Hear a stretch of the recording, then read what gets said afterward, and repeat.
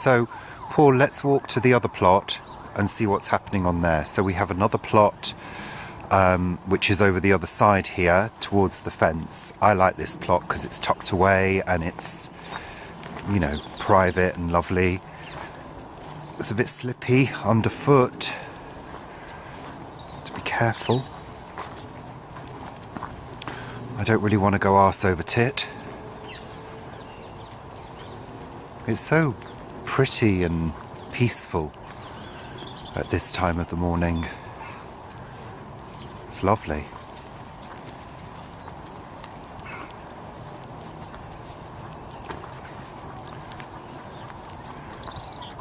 Okay. You can hear the chickens. Okay, so this is our other plot. Which we've had for 15 months.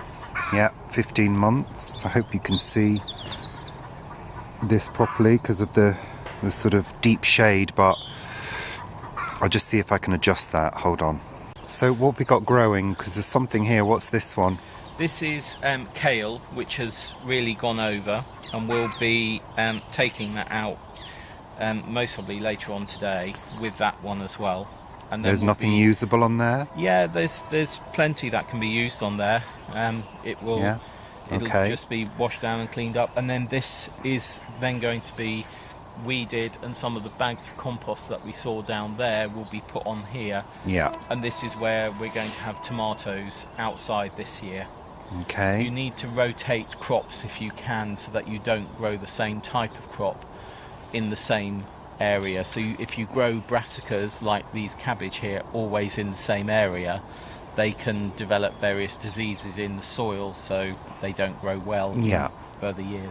This plot really did develop much last year. There was quite a lot of structure already here. So we had the sheds here, we had the apple tree, there's some metal water tanks here. So we've had to work around. The soil was also not very good, and there was a lot of grit in here. We've made these beds up over all of last year, and all of them have produced. So at the moment we've got cabbages in here which are January King, which are actually, even though they look quite rough at this time in the morning because they limp down, as you can see, that's a cabbage which we'll mostly be picking later to have as coleslaw. So you just take all the outer leaves off? You take all the outer leaves off. You've got the heart inside, And that is obviously what you buy in a shop. Those don't look too good. And all these ones. Are they? Is that okay? Yeah. That one in the middle's okay. Yeah. They're okay. This one has, this smaller one here, I've let that just go because there are quite a few slugs that are still around. So they're eating that. So they're eating that. Well, that's good. So while they're eating that, they're hopefully not going to the hearts of the others. And then in here, this does need a good weed, but you can see these are Cavolo Nero or Russian kale, which are Italian and cost a fortune in shops. And we love this. So those are growing, and they will, when the heat starts again in about a month's time, they will really start growing. As will the cabbages at the end. Lovely.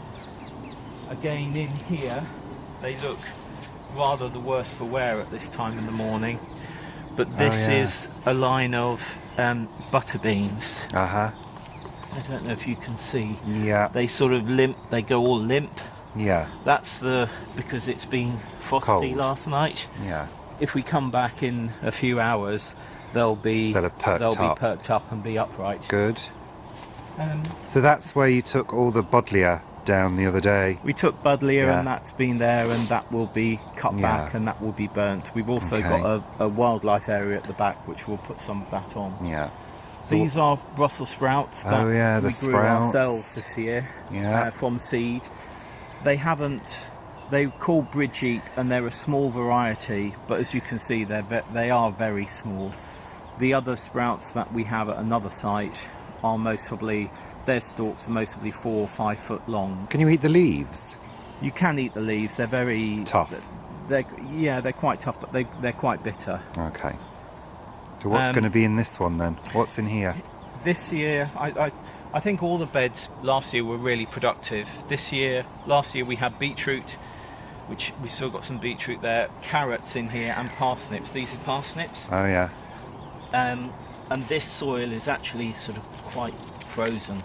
But parsnips don't mind that. Because it actually sweetens the parsnip up. Okay. So we've got about another maybe 8 parsnip, and I think we've most probably had about 15, 16 from there already. So this year is going to be a potato bed. It's going to have early potatoes in it, so new potatoes. We're having Arran Pilot, which are going in here. Okay. Over there, it's got a bit of netting on to stop the foxes getting at it again, but they've got at it. But now, what's in there is shallots, and they are coming up again. They've overwintered, and we hope to be taking those out in June. When you plant onions, you plant a small onion bulb, and it does look like a small onion bulb. It is a small onion bulb, and then that grows bigger, and then you get the bigger onion out of it. Yeah. With shallots, what I didn't realise till earlier this year is that you plant a single shallot, and it acts a bit like a garlic, where over time it splits. So you can see that the frills that are coming up there are different bits of a split shallot coming up. This is garlic. Garlic, yeah. This has got this row here. There to there, those two are garlic from Wilkinson's. Yeah. And the rest of them are garlic that we grew ourselves last year in that bed over there, and we've taken the cloves from those and replanted them here. So it will be interesting to see at the end which ones do better. They look pretty similar at the moment. Well, I do think our own seem to slightly be a larger. little bit larger and Yeah. a little thicker in the stem Just slightly. than these, just slightly, Yeah. absolutely. Okay. And what about the polytunnel, Paul? Is there anything in the polytunnel at the moment? Yeah. What's that ice? Yeah. It's frozen.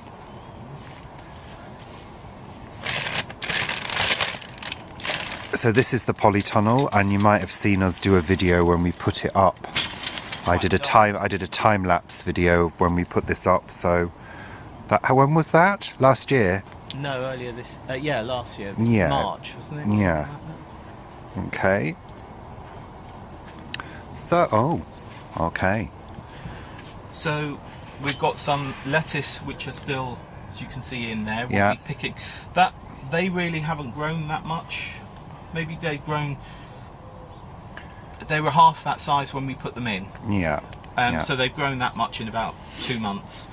What we've got coming up though Oh, is broad beans. okay. So we've got broad beans coming up there. We've got a few leaves there.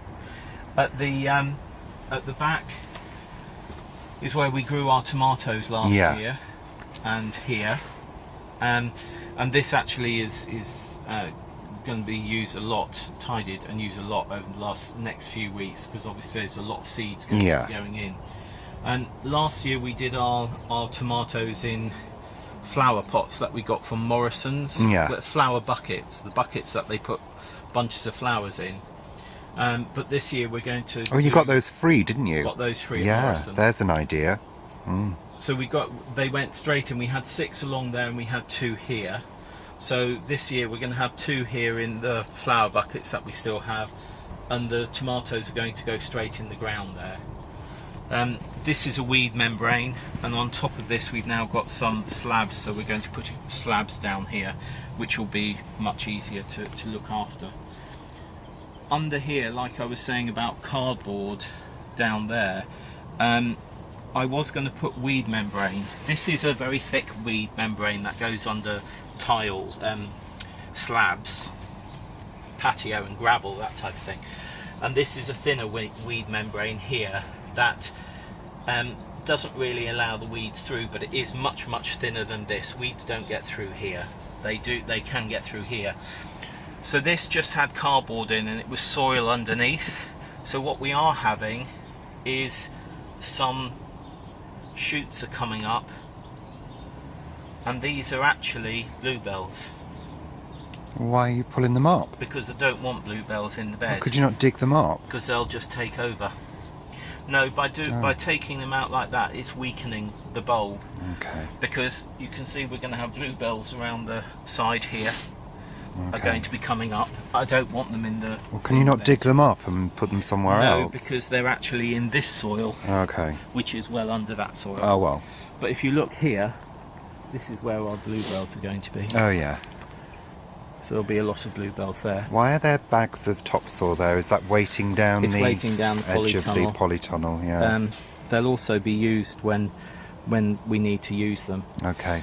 In here, we talked about comfrey earlier, and in here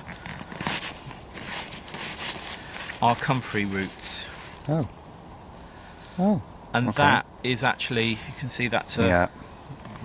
That, once it's put in the ground, will really grow well and fast. Uh-huh. And the leaves from that can be taken off and put around various different plants like brassicas, not around carrots and parsnips, of course, because they don't like too much fertilizer, and all the nutrients go from the leaf into the soil. You can also make a comfrey tea, which is effectively taking the leaves off the comfrey, putting them into a tub and letting them steep for several weeks. That's not tea that you drink. Not tea you drink. That's for feed. Yeah, and then you dilute it. Yeah. Okay. We've got work to do with strawberries here. They need their dead leaves taken off, but that was... Don't know whether you can see those, it's a bit dark. But there's strawberry plants in planters all the way along there. Like that one at the front. They gave us strawberries for, I think, about 2 months last Strawberries year. were great. We just ate strawberries forever, didn't we? And it was lovely. They were good as well. They were good strawberries. So what's that you've got there? These are cuttings from rosemary. I don't think we can see it very well, but yeah, just about. Let it go in the sun. Yeah. Better. Those are cuttings of rosemary, and they were taken from the bush which is over there. Yeah. In October of last year. Yeah. And they were just stuck in and potted up, and they're growing really well. You can see they've got roots. The roots are coming through. Lovely. So we've got an additional 20 plants effectively from cuttings. That's great. These, I spoke about Buddleia. the very deep coloured Buddleia. Yeah. These were cuttings that were taken again from the Buddleia at about the same time, September or October last year. As you can see, they're growing, and again, hopefully... Well, it grows so easy, Buddleia, doesn't it? It's like a weed. It just spreads like crazy and grows like mad. So, and it's a great attractant of pollinators. So, so it's something we should all have. These are all alpine strawberries that were grown from seed last year. They're very small. But why do we grow them then? We grew them because we got the seeds free in a magazine. Right, so we grew them, but they're quite cute. Okay, my feet are getting bloody cold now. And then the rest, as you can see, is things that need tidying up. Yeah, well, this is you said it. Well, yeah, it's a lot better than other people, but we've just planted that up. That's a Bramley, which we got from Pound Stretcher. Don't know whether you can see that. It's just a little twig, really. There, a twig in a pot, but it will give apples. It will give apples. These are great cuttings which have come through this year, which we put in there. Yeah. Great. Okay, well that's really it. Let's just take in the view, because I like this view from here. It's really quite pleasant. Well, I think that's about it for our little tour around our 2 plots. Down here at the allotments, we've got another plot which is just up the road at the community gardens, which is smaller, yeah, but just as pleasant.